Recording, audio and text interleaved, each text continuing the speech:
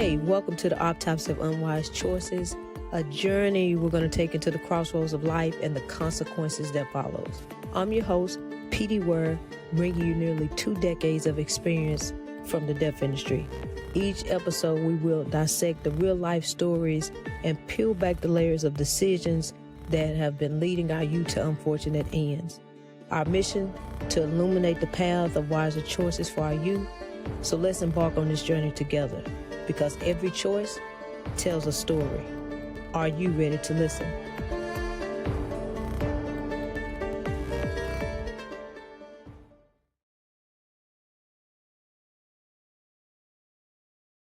Welcome to the Autopsy of Unwise Choices. I'm your host, P.D. Word. Thank you so much for joining us for another episode. And today we're going to talk about the power of the educator. Now, I come from a family of educators. My dad's sisters, all in the field of education.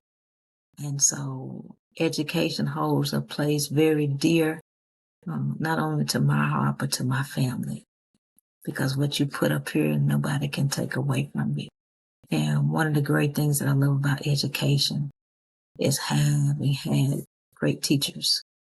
And so we're going to talk about the power of the educator.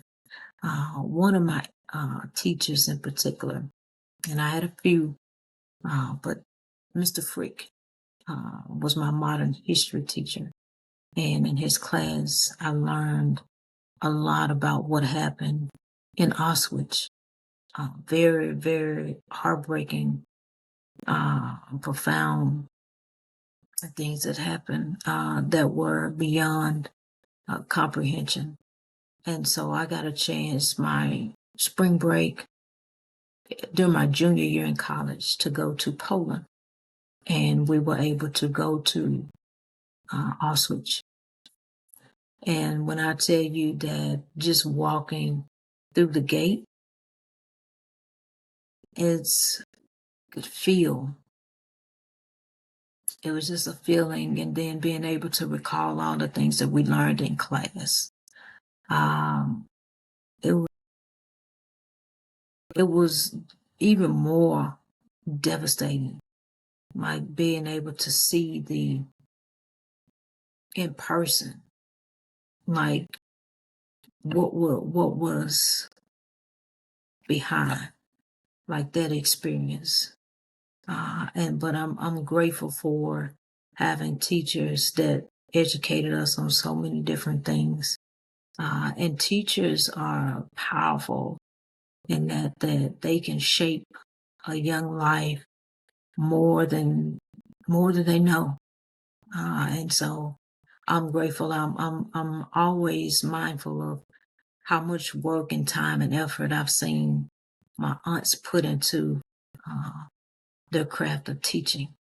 And it goes beyond the classroom. Even students that they had 20 plus years ago, still keeping in touch with those students, checking on those students, to seeing how they're doing. And our kids need that so much nowadays.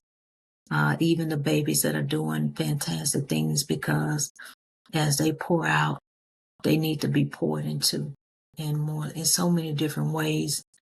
And even with how the landscape of education was when I was in school, and I graduated in the late 90s, and even just up until 7 to 10 years ago, just how much the educational landscape has changed. And so as educators, I know sometimes it's tough dealing with what you're dealing with now, but you matter so much. And our youth need powerful educators to see them not as just another student to come through the door, but really see them, to tap into their potential, so that when their potential is tapped, their academic landscape is achievable. Like the goals, the milestones that you want them to hit, they can hit them. But some of them are going to need a lot more. Just come in and sit down and get your workbook out. And the educational landscape is different now. And those are things that we have to adapt to. in the field of educating our kids, because it's going to take a lot of in the classroom and outside of the classroom in order to get our kids to be all that they can be, to even have the desire to be all that they can be. Because we know that some of the environments that they're coming from, they need a different process coming through their door. And sometimes even a different process before they're released back outside of those doors. See, inside of those walls, that's their safe space. You are a beacon of hope for a child somewhere every single day. And I hope you realize that. I hope you realize as educators how important you are and how valued you are. And if you don't hear it often for those in leadership, we have to pour into those educators, because everybody that's pouring out needs to be poured into. And we have to make sure that we're showing up for ourselves every day so that we can show up for the others that need us to be at our best every single day. And you just be surprised, because kids will surprise you too. They can pick up on those things. So building that rapport with them. See you. You don't just look right past them.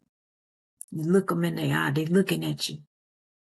High fives, those hugs, those smiles. Those are all positive things that sometimes that's all they have positive in their life. So when they're at home and things are not going great, or they have an encounter and it didn't go the way that they want, they just remember, you know what? I got a hug from Miss Jenkins today. Everything all right. You know, Miss Jenkins smiled at me today. Man, that made me feel good. And someone will get bold and they'll come tell you, Miss Jenkins, you know, I had a rough evening yesterday, but all I could think about was that smile and that hug that you gave me. It made me feel really good, and I just want to tell you thank you. That gave me for a whole year to know that I made that type of impact in somebody's life just by a smile and a hug. Just those two simple things. And it's not hard to smile.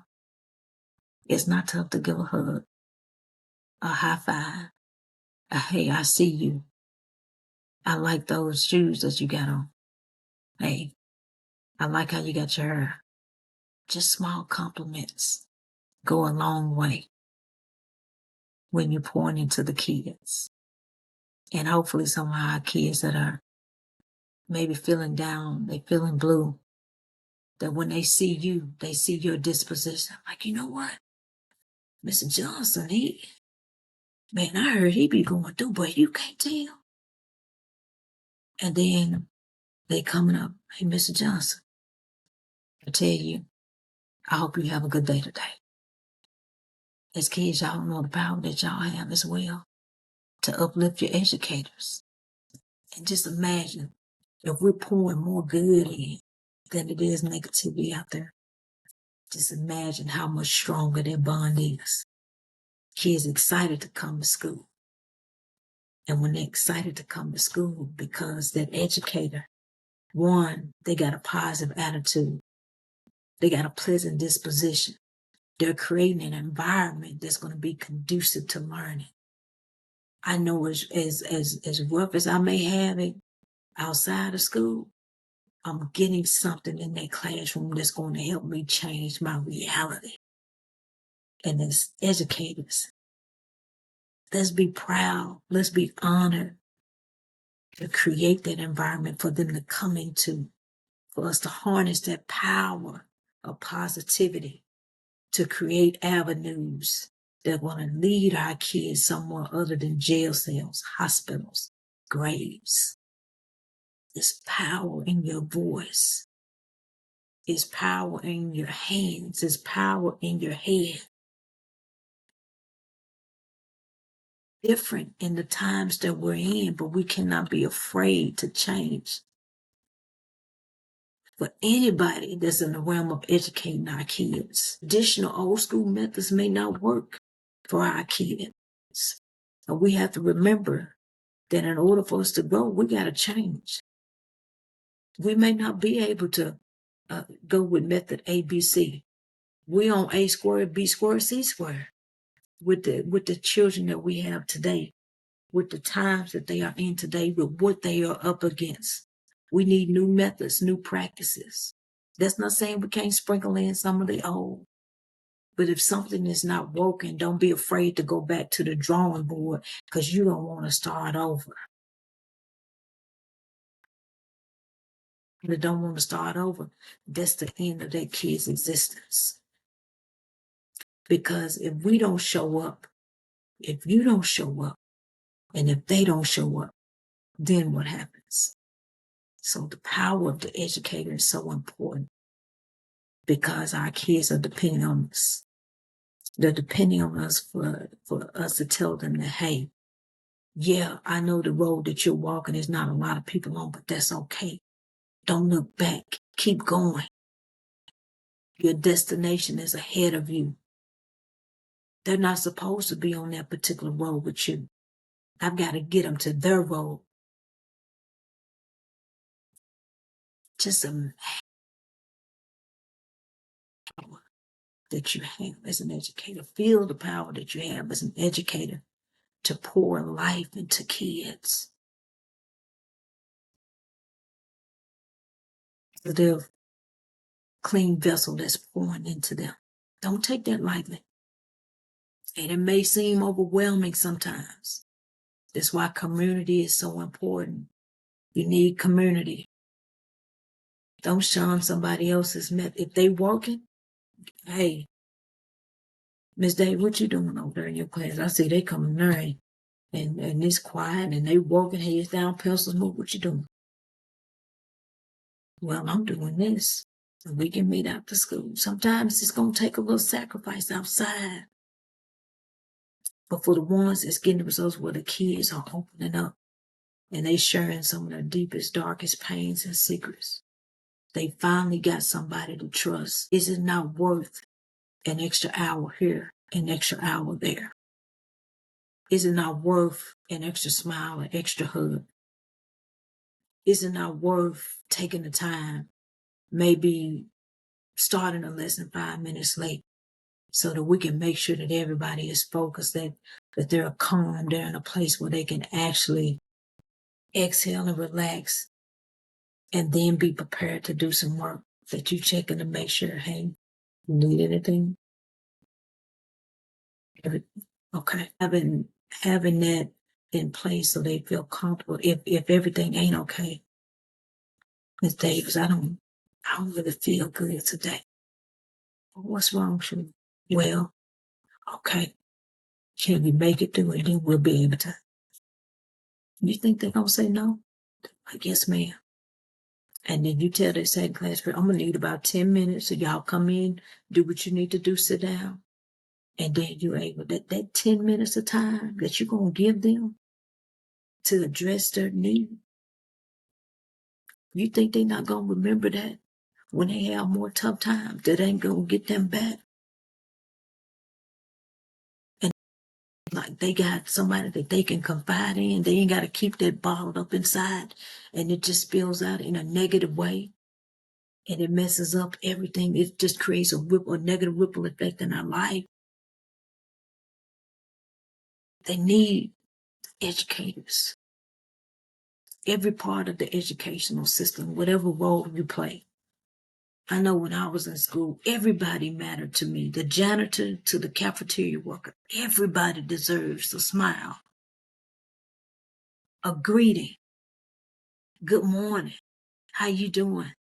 Good to see you. You know the power of that? Man, the power of kindness and compassion. That's what they need, kindness, compassion, but that tough love too, because you can't let them run over you. They're still youth and young adults, and they need guidance. And sometimes that tough love, and they may be, but they talking back, but deep down, even they may not admit it, may be the only form of love that they've ever gotten. And it means something to them. They just can't identify what it is that how it's supposed to make them feel. But to know that somebody cared enough to fuss says a lot. That is as education. I want you to just ask yourself, what do I need to do in my life so that I can show up and create an environment that's going to be conducive to our kids getting everything that they need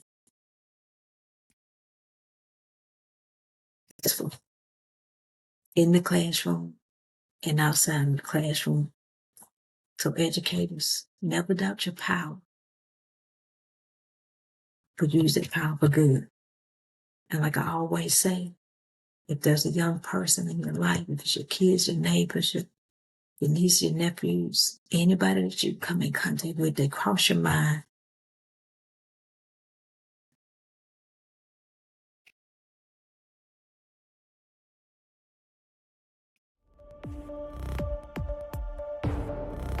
Thank you so much for joining the Autopsy of Unwise Choices, where today's stories are more than just cautionary tales. They're beacons guiding our youth towards better decisions. And remember, the choices that they make today shape their tomorrows. So if today's episode moved you in any way, then share it with someone who needs to hear these lessons. Follow us at pdwhereinspires.com to check out the weekly blog, book speaking engagements, and check out dates for upcoming live events. And remember, until next time, encourage our youth to make choices that pave the way for brighter futures.